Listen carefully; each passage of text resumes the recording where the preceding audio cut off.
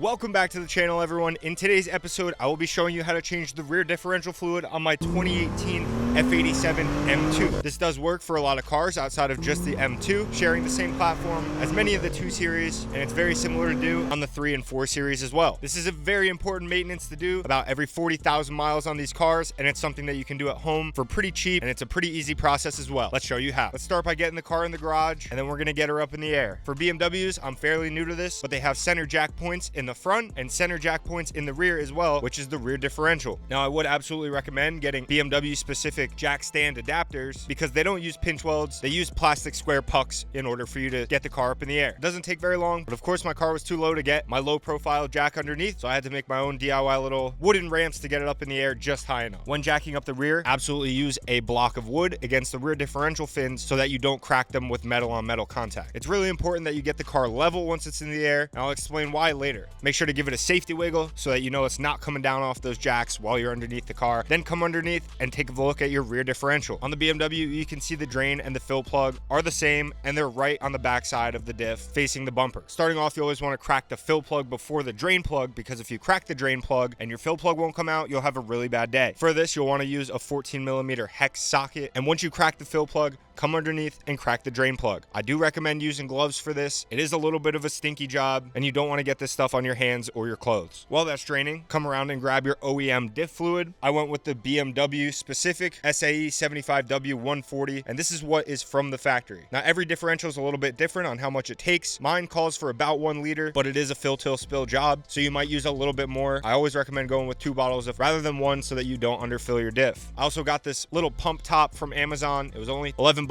and this is something that you'll need in order to get the hose in the fill side of the differential. Also thinking about the plugs themselves. If they're in good condition, you can go ahead and reuse them, but just to play it safe, because there is an O-ring inside of them, I did decide to get 2 OEM brand new ones from BMW because I like the peace of mind. Once it's done draining, come underneath your car and thread in the drain plug by hand. You want to do this so that you don't cross thread it and then torque it down to spec, which for this car, I'll make sure to put on the screen for you guys. Then at this point, you can take your diff fluid and get pumping on the top side. You're going to make it just about through a whole entire bottle. I started to go into the second, and you want to pump until you see the fluid start coming out of the fill plug hole. This is important because, like I said, having it dead even, make sure that your car is level since it is a fill till spill job. So wait a few minutes and let the oil settle and stop draining, and that's when you can add back in your fill plug. Go ahead and do the same thing, threading it back in by hand and then torquing it down to spec just like the drain plug. Always make sure to clean up the excess oil around your diff so that you have peace of mind that you don't have any leaks and then it's not flowing onto your garage floor when you remove your oil drain pan. At this point, you're basically done, and you want to do the same thing to get the car back to the ground as you did to get it up in the air. I recommend doing the backside first, lifting it up from the rear differential with the block of wood so that you don't crack the heatsink fins, and then coming around to the front and dropping it to the ground. This is a fairly easy at-home job to do. With this car specifically, I bought it at 40,000 miles and it had never been done before, so I made sure that I'm doing maintenance before I do mods so that this car can live just as long as my Audi, with my Audi in the back being at 140,000 miles at this point. She's getting old, but there's still a lot of room left to build it, modify it, and maintain it. And so if you have any questions, make sure to drop it in the comment section down below. Let me know if you found this helpful, but make sure to hit that subscribe button, drop a like, and if you have any questions, feel free to ask. Peace.